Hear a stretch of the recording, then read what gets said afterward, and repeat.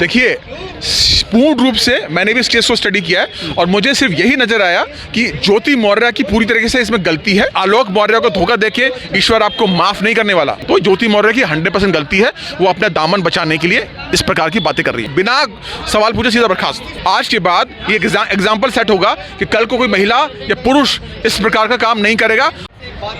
नमस्कार, मनोज कुमार आप सभी का स्वागत करता हूं। जिस प्रकार से एक नाम बड़ा विवादित हो रहा है, ज्योति मौर्य, एसडीएम ज्योति मौर्य, उनके प्रति आरोप लगाते हैं कि इन्होंने मेरे साथ धोखा दिया है, अपने अधिकारियों के साथ अवैध संबंध बनाए। कितनी सच्चाई है, जनता क्या कहती है? अब आरोप प्रत्यारोप का दोनों तरफ से एसडीएम ज्योति मौर्य भी आरोप लगा रहे हैं, उनके प्रति आलोक मौर्य भी। जनता किसको सही मानती है? आलोक मौर्य सही है या ज्योति मौर्य सही है? क्या नाम होगा? कार्तिकेय जी, कैसे देखते हैं ये जो कांड चल रहा है, प्रकरण चल रहा है, पूरे देश में चर्चा का विषय बना हुआ है, एसडीएम ज्योति मौर्य, इसको कैसे देखते हैं? देखिए, पूर्ण रूप से मैंने भी इस केस को स्टडी किया है और मुझे सिर्फ यही नजर आया कि ज्योति मौर्य की पूरी तरीके से इसमें गलती है।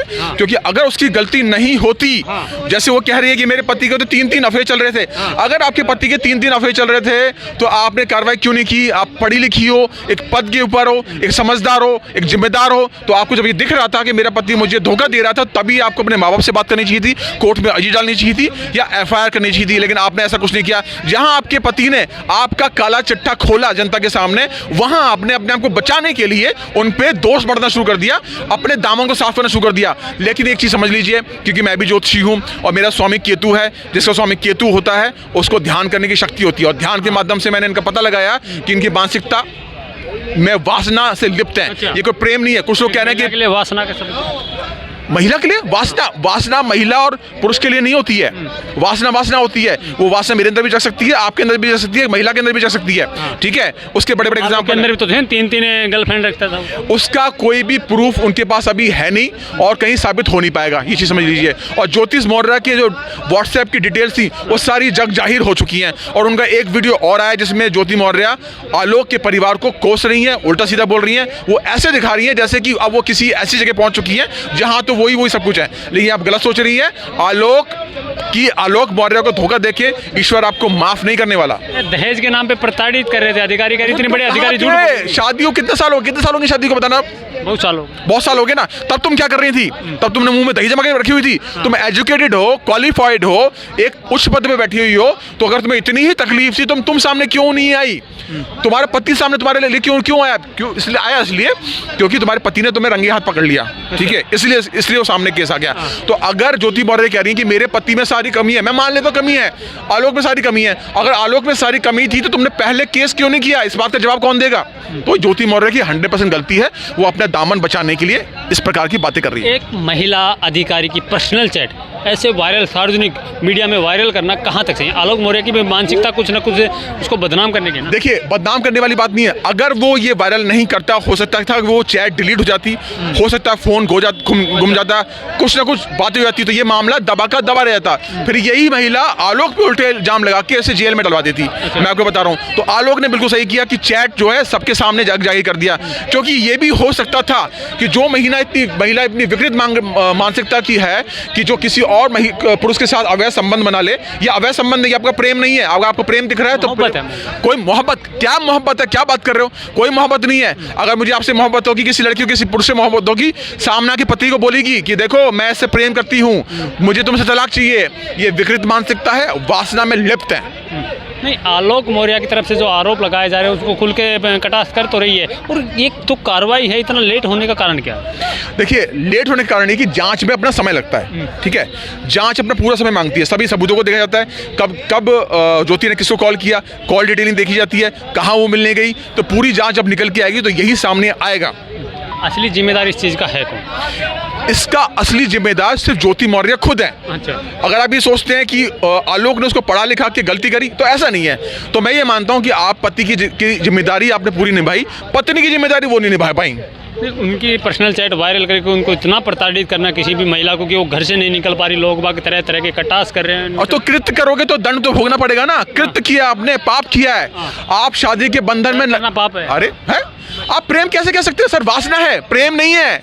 मैं आपको समझा दूं, आपको गलत बताया है। अच्छा, प्रेम अलग होता है, वासना अलग होती है। आप प्रेम और वासना को मिक्स कर रहे हैं। वासना ये होती है कि जब मैं किसी पराये पुरुष के साथ अवैध संबंध बनाती हूँ, साथ में रहती हूँ, वो तुम्हारा प्रेम नहीं है, तुम्हारा वासना है। अगर तुम किसी से प्रेम करती हो तो जाकर तुम्हें बोलना होता है अपने पति से, देखो मैं तुम्हारे साथ नहीं रहना चाहती, मैं तुमसे अलग होना चाहती हूँ क्योंकि मैं उससे प्रेम करती हूँ। तुमने ऐसा बोला? बिल्कुल भी नहीं बोला। कहाँ बोला तुमने ऐसे? तुमने सीधा संबंध बना लिए। चुपके से तुम्हारा ये चल रहा था ऑनलाइन और व्हाट्सएप पे मिलना जुलना चल रहा था, कहीं तुम बाहर जाते भी होगे तो थे ना, एक साथ काम करते थे, जॉब करते, दोस्ती हो गई, प्यार में आ गए। अरे अरे सर, दोस्ती का नाम मत दीजिए इसको, ये वासना है, तेरे पूरी तरीके से वासना है ज्योति मौर्य की। अगर प्रेम होता, देखिए सीधी सी बात है, मैं किसी से प्रेम करता हूँ तो मैं जाके बोल दूंगा अपनी बीवी को कि मैं इससे प्रेम करता हूँ और मुझे तुमसे तलाक लेना है, ठीक है। पत्नी भी यही करती है, लेकिन चुपचाप किसी को बिना बताए जो संबंध बनाए जाते हैं वो अवैध संबंध होते हैं, पूर्ण रूप से वासना होती है इसमें। दहेज के नाम पे प्रताड़ित करना कहाँ तक तो जब अब मुझे अपना नाम बचाना पड़ेगा, मुझे अपना दामन बचाना पड़ेगा, कुछ तो इल्जाम लगाने पड़ेंगे ना। इनके पास और तो आजकल क्या है, लड़की को किसी भी पुरुष को बदनाम करने के लिए इसने मुझे दहेज मांगा, इसने मुझे मारा, डोमेस्टिक वायलेंस, ये भी चीज़ें चलती हैं। 100% नहीं होता, लेकिन महिलाएं ये सब चीज़ें करती हैं। तो ज्योति मौर्य अपना यहाँ दिमाग चला रही हैं, उन्हें वहाँ दिमाग नहीं चलाया कि मुझे अपने पति से बोल देना चाहिए था कि मैं तुमसे प्रेम नहीं करती हूँ।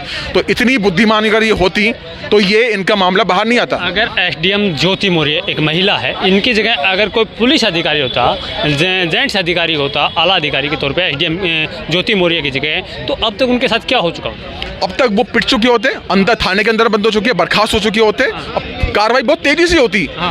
महिला है ना तो सॉफ्ट स्पोकन हो जाते हैं, यहाँ पे फेमिनिस्ट वर्ड खत्म हो जाता है। जहाँ महिला पे अत्याचार हो गया, वो महिला के सपोर्टर बहुत सारे लोग इकट्ठे हो जाएंगे। तो अगर पुरुष होता तो आप बिल्कुल सही कह रहे हैं कि उस वक्त उसकी कड़ी से कड़ी निंदा की जाती, कड़ी से कड़ी कार्रवाई की जाती, लेकिन ज्योति मौर्य की नहीं की जा रही क्योंकि वो महिला है, सबका सॉफ्ट कॉर्नर आके जोड़ गया है और कई महिला मंडल भी आके उनका सपोर्ट कर रहे हैं। तो महिला मंडल जो सपोर्ट कर रहे हैं, आप ये समझ लीजिए ज्योति मौर्य की 100% गलती है उसमें। और अगर वो सच होती, शुद्ध होती, तो अपने पति से एडमिट कर लेती कि भैया तुम्हारे साथ नहीं रहना है। बहुत से लोग कह रहे हैं कि इसको ज्योति मौर्य को देख के बाकी पुरुषों को समझ जाना चाहिए, जो भी अपनी अपनी पत्नियों को बाहर पढ़ा रहे हैं, एसडीएम की तैयारी करवा रहे हैं, उनको वापस बुला लेना चाहिए। इससे कितना सहमत है? देखिए, मैं इससे बिल्कुल सहमत नहीं हूँ। अगर किसी एक महिला ने कोई कृत्य किया है तो उसके लिए सभी को दंड देना बिल्कुल सही नहीं है। यही हमारी सनातन पद्धति की प्रक्रिया भी यही है कि अगर सामने वाली महिला ने कोई गलत किया तो हम अपनी पत्नी को आज़ादी दें।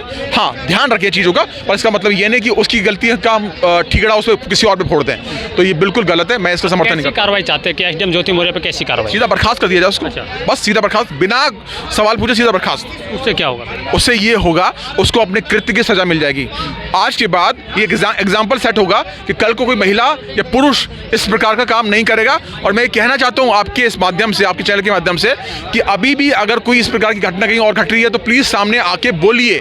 जब तक हम आके नहीं बोलेंगे ये चीज़ पाप नहीं रुकेंगे। पाप को सामने आना पड़ता है। पाप अगर दब जाता है तो उस सृष्टि के अंदर घटनाएं बहुत गलत हो जाती हैं। एक आंकड़ा आ रहा है कि 136 पुरुषों ने अपनी बीवियों को जो बाहर पढ़ाने के लिए भेज रखा था, एसडीएम की तैयारी करवा रहे थे, पीसीएस की तैयारी करवा रहे थे, उन्होंने वापस बुला लिया। तो उन पतियों को क्या संदेश दें? देखिए, मैं उन पतियों को ये कहना चाहूँगा कि किसी के कहने में आके ये काम ना करें। 5 उंगली बराबर नहीं होती है। आप अपनी पत्नी को पढ़ाइए, उनको लायक बनाइए, और पत्नी भी समझ चुकी होंगी कि हम इस प्रकार का काम नहीं कर सकते। तो ये एग्जाम्पल, दिल तो दुखता है ना। जैसे ज्योति मौर्य के जो ससुर जी हैं, वो कह रहे हैं कि मैं अपने घर की सभी बहुओं को पढ़ाना चाहता था, लेकिन अब दिल टूट गया, मन नहीं कर रहा औरों को पढ़ाएं। देखिए, ऐसा है, ये तो बात गलत है कि अगर एक ने गलत काम कर दिया है तो बाकी घर की महिलाओं को आप सपोर्ट ना करें। तो मैं उनके पिता को बोलना चाहूँगा, आलोक के पिता को बोलना चाहूँगा, आप ऐसा ना करें, बाकी को मौका दें। आपके अंदर संस्कार है, आपने अपने बेटे को संस्कार दिए हैं। आपके बेटे के अंदर संस्कार कूट कूट के भरे पड़े हैं, जिसने अपनी पत्नी को पूर्ण समर्थन किया। वरना आजकल के पुरुष अपनी बीवी को नौकरी करने के लिए बाहर भेजते नहीं हैं। उनको ये शक होता है कि मेरी बीवी का कहीं अफेयर ना हो जाए, लेकिन आपके पति, आपके बेटे ने पूरा किया, आपके संस्कार हैं। तो मैं संस्कारी आलोक जो मौर्य हैं वो रो करके, नौटंकी करके एक जनता की संवेदना अपने प्रति वो करना चाहते हैं। एक इंसान जिसने अपना तन मन धन सब एक बीवी पे लगा दिया तो क्या करेगा? रोएगा नहीं तो और क्या करेगा, बताइए ना। या एक महिला ऐसा करती तो क्या वो रोती नहीं? वो भी रोती। आप क्या चाहती हो? वो जाके उसको मारे, उसको पीटे? को इमोशनल करके अपने तरफ खींचना चाहते हैं। जनता को इमोशनल नहीं करते। सोशल मीडिया प्लेटफॉर्म ऐसा है, सोशल मीडिया का प्लेटफॉर्म ऐसा है जिसमें चीज़ें बहुत जल्दी बाहर निकलती आती हैं, और ऐसा होना बहुत चाहिए। कोई भी बड़ी घटना होती है उससे लोग बहुत सीख लेते हैं। तो इस घटनाक्रम से सभी को सीख लेनी चाहिए, सभी महिलाओं को। मैं ज्योतिष हूँ, मेरे पास भी केसेस ऐसे आते हैं कि मैं अपने पति के से खुश नहीं हूँ, मैं कहीं और जाना है, तो मैं उनको सीधा समझा देता हूँ कि तुम ये बहुत गलत काम कर रही हो, बहुत कृत कर रही हो। तो ये हमारी जिम्मेदारी भी है कि हम इस घटनाक्रम से सीख लें और आगे से ये काम ना करें। अगर आपको अपने पति पसंद नहीं है, अपनी पत्नी पसंद नहीं है, साफ साफ कह दीजिए मुझे आपके साथ नहीं रहना, लेकिन किसी को धोखा ना दें।